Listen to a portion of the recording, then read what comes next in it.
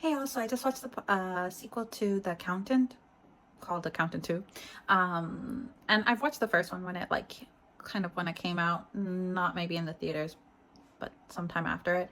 I did like the character. I like the concept. It was kind of fun. And so I was intrigued to watch the second one. I gotta say, out of there's a lot of action movies nowadays where Action Man goes and kicks ass and kills all the bad guys solo or sometimes with a partner. And sometimes, to be honest, while the action is visually appealing, I'm not engaged definitely as much in the story because it's pretty straightforward. Like the concept of it is pretty clear. However, Accountant is too is kind of a bit different. It delivered its story in a very engaging way. First of all, you have the interesting character of Ben Affleck as well as his brother, played by John, the former, also known, you've seen him as the Punisher. And that dynamic is very interesting because Ben Affleck's character is on the autism spectrum, and he's kind of very logical, doesn't understand sarcasm, and very literal. Whereas his brother character is a lot more dramatic and humorous and much more engageable, but it's clear the brothers love each other even if they don't understand each other. So it's a fun dynamic to watch, but it was also interesting sort of mystery too, Rick, because you're wondering what is this case that this murdered former FBI head agent was solving, and you're kind of curious about who is the family in the photo, and then what is the connection that this mysterious serial killer lady has to all of this.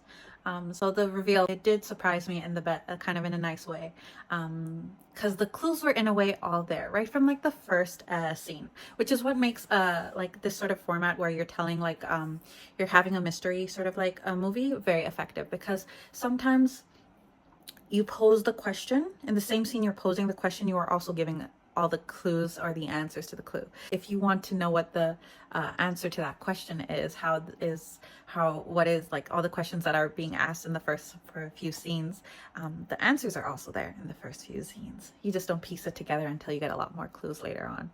But in hindsight, it makes sense, which is why I think it's a well delivered story. And the filmmaking is very, very sharp and crisp. You don't find action beats that drag on too long. Every action is moving forward progressively. There's never a moment where you're like, oh, God, they're gonna shoot another dude. They're gonna do this for how many more minutes. The action is always moving the story forward, which I really appreciate. Also, it's the filmmaking and the story choices are very, very clean, in the sense that even in the subtle things, right?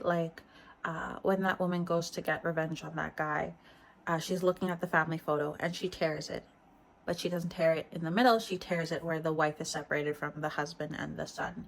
So it's almost very clear that she is acknowledging, while this is dear, this is no longer her past, and she's separated that vision because she's no longer that woman. She's leaving her husband and her son in the past, which is sad in a way, but her husband's dead and her son now is going to be taken care of. So I can also understand that choice, because she isn't in the right mindset to be a mother anymore. But yeah, overall, I think it's it's a fun movie to watch. You don't need to necessarily watch the first one to appreciate this one. I barely remembered the first one, but it's a good movie. But if you watched it, let me know what you think.